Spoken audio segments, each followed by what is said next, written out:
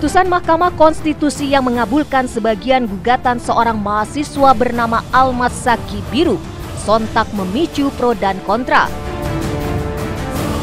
Dalam putusannya, MK tetap menggunakan batas usia Capres-Cawapres 40 tahun, kecuali sudah berpengalaman sebagai kepala daerah.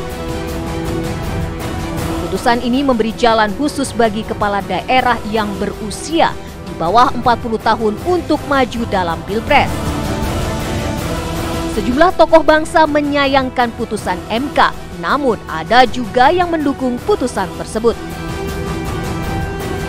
Bakal calon Presiden Koalisi Perubahan untuk Persatuan Anies Baswedan menyatakan menghormati putusan MK. Harus kita hormati, kita hargai, dan itu bersifat mengikat. Jadi keputusan itu kita hormati, kita hargai, dan bagi kami fokusnya adalah untuk mendaftar pada tanggal 19 besok. Kritik keras disampaikan oleh PDI Perjuangan.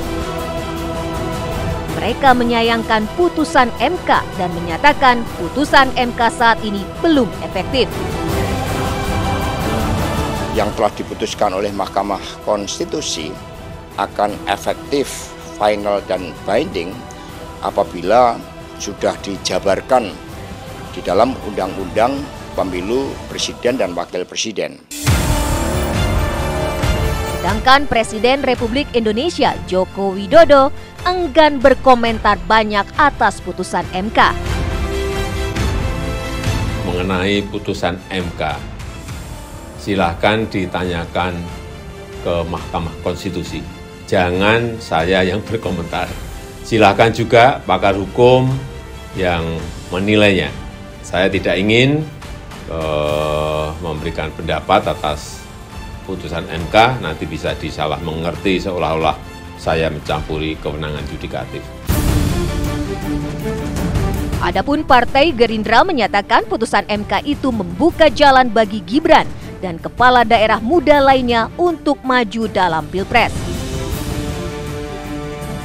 Dengan putusan MK ini tidak hanya membuka peluang bagi Mas Gibran, tetapi bagi kepala daerah yang sedang menjabat ataupun mantan kepala daerah yang dipilih langsung oleh pilkada seperti dengan Pilpres, itu juga terbuka kesempatannya untuk bisa menjadi presiden dan wakil presiden. Pakar hukum tata negara Refli Harun menilai putusan MK itu layak dipermasalahkan. Ia menyatakan komposisi hakim konstitusi lebih banyak yang pendapatnya berbeda dan menolak. Seharusnya MK tidak memaksakan putusan tersebut. Banyak aspek yang kita bisa persoalkan dari putusan ini. Tapi yang bikin saya terhenyak adalah ternyata di antara 5 hakim yang mengatakan mengabulkan sebagian permohonan, itu belum sepakat mereka.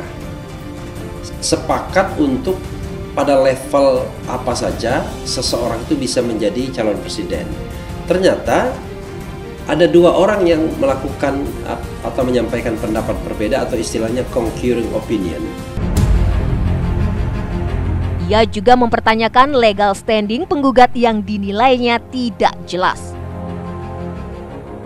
Pakar politik Hoirul Umam menyatakan MK telah menggelar karpet merah bagi putra sulung Presiden Jokowi, Gibran Raka Buming Raka untuk maju dalam Pilpres 2024. Dengan penambahan klausul pengalaman sebagai penyelenggara negara, terutama menjadi kepala daerah di level kabupaten atau bahkan wali kota, maka hal itu akan memberikan kesempatan yang terbuka bagi Gibran. Dan itu adalah sebuah karpet merah yang digelar oleh MK, dan itu menegaskan tudingan dari sejumlah kalangan masyarakat sipil bahwa MK seolah sudah bertransformasi dari Mahkamah Konstitusi menjadi Mahkamah Keluarga. Dari sejumlah nama yang berpotensi menjadi cawapres di kubu Ganjar dan Prabowo, Gibran merupakan satu-satunya figur yang usianya di bawah 40 tahun. Dengan putusan MK tersebut, wali kota Solo itu bisa melenggang dalam Pilpres 2024. Meski Presiden Jokowi menyatakan tidak campur tangan atas putusan MK, Umar menilai putusan MK akan berdampak pada kredibilitas pemerintah. Putusan itu sekaligus akan menjadi catatan sejarah bagi Jokowi. Akankah karpet merah dari Mahkamah Konstitusi mengantarkan Gibran Raka Buming Raka maju dalam Pilpres 2024 nanti?